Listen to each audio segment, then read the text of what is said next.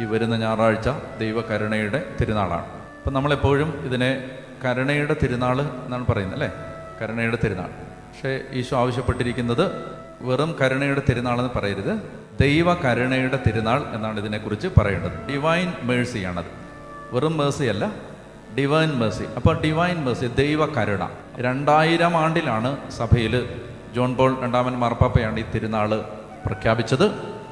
Faustina പുണ്യവതിയിലൂടെ നൽകപ്പെട്ട വെളിപ്പെടുത്തലുകളുടെ പശ്ചാത്തലത്തിൽ AD 2000 മാർപ്പാപ്പ ഇത് യൂണിവേഴ്സൽ ഫീസ്റ്റായിട്ട് പ്രഖ്യാപിച്ചു. ശുശ്രൂഷയായിട്ട് ഒരു തിരുനാളായിട്ട് പ്രഖ്യാപിച്ചപ്പോൾ കർത്താവ് ആവശ്യപ്പെട്ടത് ഇങ്ങനെയായിരുന്നു. അതായത് ദുഃഖവെള്ളിയാഴ്ച നമ്മൾ ഈശോയുടെ കുരിശ് മരണത്തെ ധ്യാനിക്കും. പിന്നീട് ഈസ്റ്ററിന് നമ്മൾ ഈശോ മരണത്തിൽ നിന്ന് ഉയർത്തെഴുന്നേറ്റ് നമ്മെ വിടുവിച്ചതിനെക്കുറിച്ച് ധ്യാനിക്കും. അപ്പോൾ യേശുവിൻ്റെ പീഡാനുഭവത്തിൻ്റെയും മരണത്തിൻ്റെയും ഉത്ഥാനത്തിൻ്റെയും അനന്തര ഫലമായി യോഹന്നാൻ ഒരു കാഴ്ച കണ്ടു.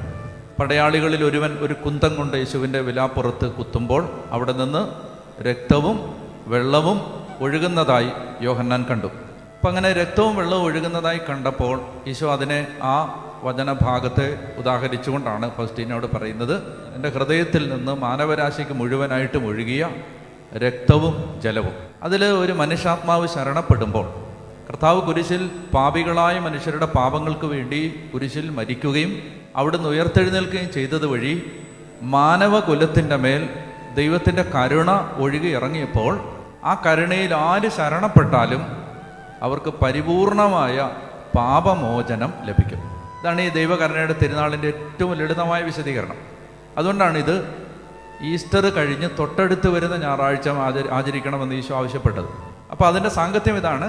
കർത്താവ് ഈശോ മിശിഹായുടെ പീഡാനുഭവം, മരണം, ഉത്ഥാനം ധ്യാനിച്ചതിന് ശേഷം ആ കൃപകളെല്ലാം സ്വീകരിച്ച ഒരാത്മാവിലേക്ക്, ആ അന്തരാത്മാവിലേക്ക് ഇനി ഒഴുകി ഇറങ്ങുന്നത് എന്താണ്? ദൈവത്തിൻ്റെ അനന്തമായ കരുണ. ഇത് ആരിലേക്കാണ് ഒഴുകി ഇറങ്ങുന്നത്? ഈശോയുടെ പീഡാനുഭവത്തിലും കുരിശുമരണത്തിലും ഉത്ഥാനത്തിലും അതിൻ്റെ യോഗ്യതകളിലും ആശ്രയിക്കുന്ന, വിശ്വസിക്കുന്ന, ഈ 2 വാക്കുകളും വളരെ പ്രധാനപ്പെട്ടതാണ്.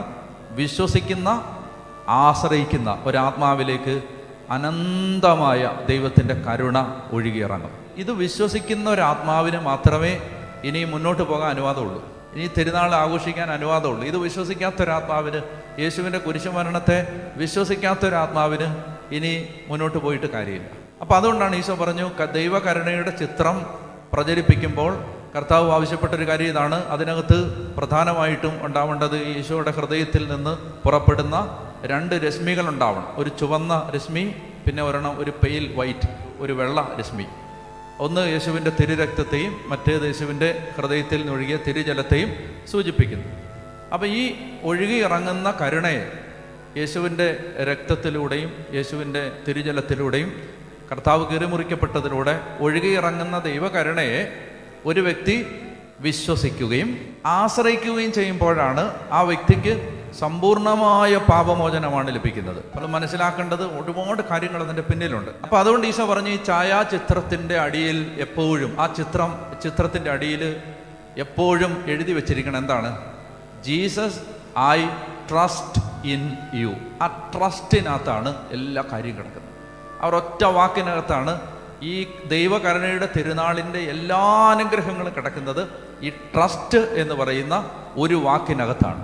ആശ്രയിക്കുക, അല്ലെങ്കിൽ മലയാളത്തിൽ അതെങ്ങനെയാണ് എഴുതിയിരിക്കുന്നത്?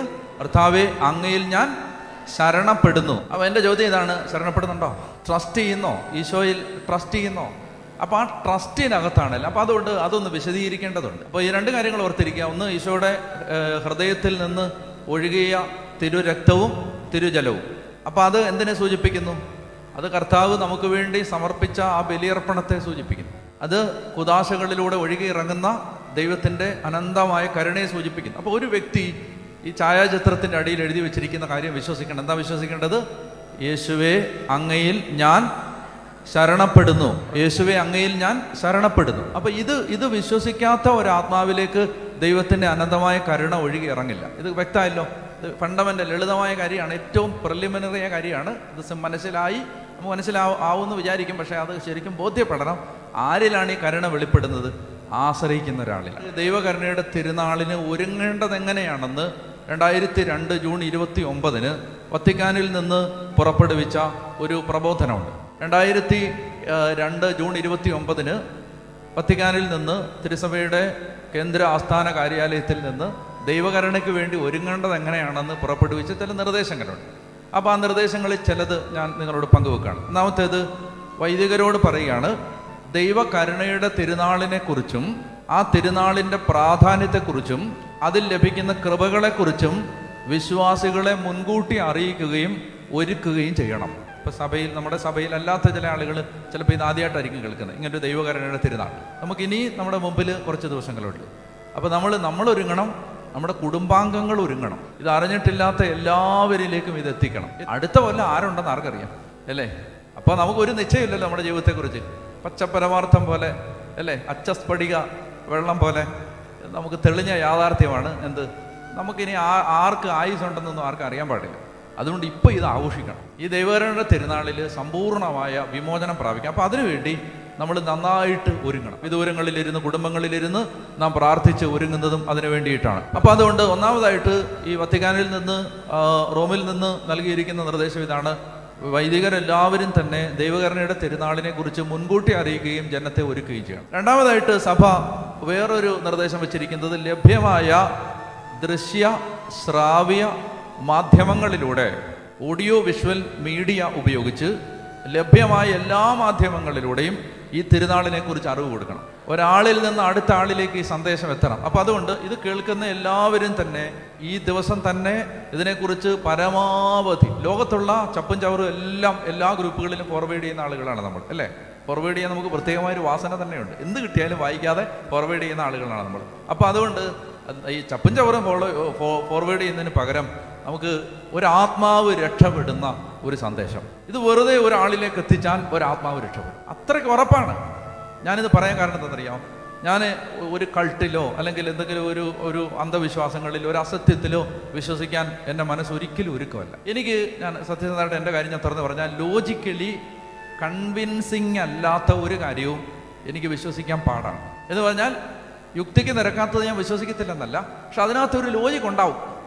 എന്ത് വിശ്വസിക്കുന്ന കാര്യത്തിലും ഇപ്പം ഈശോ കുരിശിൽ മരിച്ച് പാപികളെ രക്ഷിച്ചു എന്നതിന് അതിനകത്തൊരു യുക്തിയുണ്ട്. ആ യുക്തി ഉള്ളത് കൊണ്ടാണ് ആ വിശ്വാസം നമുക്ക് സ്വീകരിച്ച് ഏറ്റെടുത്ത്, അതിനകത്തൊരു യുക്തിയുണ്ട്. നമ്മൾ വിശ്വസിക്കുന്ന യുക്തി ഉള്ളതുകൊണ്ടല്ല, പക്ഷേ ആ വിശ്വസിക്കുന്നതിനകത്ത് ഒരു യുക്തി ഉണ്ടെങ്കിലേ നമ്മുടെ മനസ്സ് അതങ്ങോട്ട് സ്വീകരിക്കും. അങ്ങനെയുള്ള അനേക ആളുകളുണ്ട്. അതുകൊണ്ടാണ് ഞാൻ കാര്യകാരണ സഹിതം എല്ലാ കാര്യങ്ങളെ വിശദീകരിക്കാൻ ശ്രമിക്കുന്നതിൻ്റെ പിന്നിൽ എൻ്റെ മനസ്സ് എപ്പോഴും അങ്ങനെയാണ്. എനിക്കൊരു കാര്യം കൺവിൻസിങ് ആവണം. ഞാൻ ഈ ദൈവകരുണയെക്കുറിച്ച് പ്രഘോഷിക്കണമെന്ന് എനിക്ക് വലിയ ബോധ്യം കിട്ടിയതിൻ്റെ കാരണം, ഇത് അന്തിമമായ മനുഷ്യൻ്റെ മുമ്പിലുള്ള അവസാനത്തെ പിടിവള്ളിയാണെന്ന് പാപിയായ എനിക്ക് മനസ്സിലായിട്ടുണ്ട്. ഇത് മനുഷ്യൻ്റെ മുമ്പിൽ, ഈ മാനവരാശിയുടെ മുമ്പിലുള്ള അവസാനത്തെ പിടിവള്ളിയാണ് ഈ ദൈവകരുണ. അതുകൊണ്ട് നമ്മൾ ഇത് എത്രമാത്രം ഈ കാര്യം ലോകത്തോട് അറിയിക്കാൻ നമുക്ക് സാധിക്കുമോ അത്രത്തോളം നമ്മൾ ഇതിനെ തയ്യാറാണ്. ഞാൻ നിങ്ങളോട് പറയുകയാണ്, ദൈവകരുണയുടെ തിരുനാളിനെ കുറിച്ച് എത്തിക്കാവുന്ന പരമാവധി ആളുകളിൽ ഇത് എത്തിക്കും. അപ്പോൾ സഭ പറയുകയാണ്, ലഭ്യമായ എല്ലാ ദൃശ്യ ശ്രാവ്യ മാധ്യമങ്ങളിലൂടെയും ഈ സന്ദേശം ലോകത്തിൻ്റെ എല്ലാ ഭാഗത്തും എത്തിക്കണം. പിന്നെ പറയണം, തിരുനാളിന് എങ്ങനെ ഒരുങ്ങണമെന്ന് വിശ്വാസികളെ പഠിപ്പിക്കണം. അതിനുശേഷം ആ ഒരുങ്ങാനായിട്ട് അവരെ സഹായിക്കണം. പിന്നെ പറയുകയാണ്, വളരെ നേരത്തെ തന്നെ വൈദികരുടെ ലഭ്യത ഉറപ്പുവരുത്തി കൂടുതൽ സമയം കുമ്പസാരത്തിനായി മാറ്റിവെക്കണം. ഇത് ഞാൻ നിങ്ങളോട് പറയുന്നത്, നിങ്ങൾ ഓരോരുത്തരും വളരെ ഗൗരവമായി ദൈവകരുണയുടെ തിരുനാൾ ആഘോഷിക്കാൻ വേണ്ടി വന്നവരാണ്, അല്ലെങ്കിൽ അതിനുവേണ്ടി ഇത് കേൾക്കുന്നവരാണ്. അതുകൊണ്ടാണ് ഞാൻ പറയുന്നത്, നിങ്ങൾ എന്ത് ചെയ്യണം? സമയമെടുത്ത് കുമ്പസാരിക്കാനായിട്ട് നമ്മൾ ഒരുങ്ങണം. ഇപ്പോഴേ കുമ്പസാരത്തിന് സൗകര്യ ആഴ്ചയിൽ എവിടെയെങ്കിലും നമ്മൾ അതിൻ്റെ ലഭ്യത ഉറപ്പാക്കണം. വൈദികരോടും ഇടവകളോടും സഭ ഉദ്ബോധിപ്പിക്കുകയാണ്, വൈദികരുടെ ലഭ്യത നേരത്തെ തന്നെ ഉറപ്പുവരുത്തി കുമ്പസാരത്തിന് കൂടുതൽ സമയം മാറ്റിവെക്കണം. കഴിയുമെങ്കിൽ ഇടവകയിലെ എല്ലാവരെയും കുമ്പസാരിപ്പിച്ച് ദിവ്യകാരുണ്യ തിരുനാളിന് ഒരുക്കണം. അപ്പം അത് ഈ പാഷൻ വീക്കിൽ, ഹോളി വീക്കിൽ നമ്മൾ ചെയ്തിട്ടുണ്ടാവും. ഇടവകളിൽ അച്ഛന്മാരെ ചെയ്തിട്ടുണ്ടാവും. അതായത് വയ്യാതെ കിടക്കുന്നവരെ വീടുകളിൽ പോയി കുമ്പസാരിപ്പിക്കണം. അവരെ ദൈവകരുണ തിരുനാളിന് വേണ്ടി ദേവാലയത്തിൽ വരുന്നവരെ ദേവാലയത്തിൽ വെച്ച് കുമ്പസാരിപ്പിച്ച് ദൈവകരുണ തിരുനാളിന് വേണ്ടി ഒരുക്കണം. അതായത് ഈ സർവ്വസന്നാഹങ്ങളും ഉപയോഗിച്ച് ഇതിനു വേണ്ടി ഒരുങ്ങണം. അടുത്തത് പറയുകയാണ്, ഈ തിരുനാൾ ദിവസം ലഭിക്കുന്ന ഉന്നതമായ കൃപകളെക്കുറിച്ച് വിശ്വാസികളെ പഠിപ്പിക്കണം. ഈ തിരുനാളിന് ലഭിക്കുന്ന അത്യുന്നതമായ കൃപകളെക്കുറിച്ച് വിശ്വാസികളെ പഠിപ്പിക്കണം. പിന്നെ കരുണയുടെ തിരുനാൾ ദിവസത്തെ ശുശ്രൂഷകൾ നന്നായിട്ട് നടത്തണം. കരുണയുടെ പ്രവൃത്തികൾ ചെയ്യാൻ വിശ്വാസികളെ പഠിപ്പിക്കണം.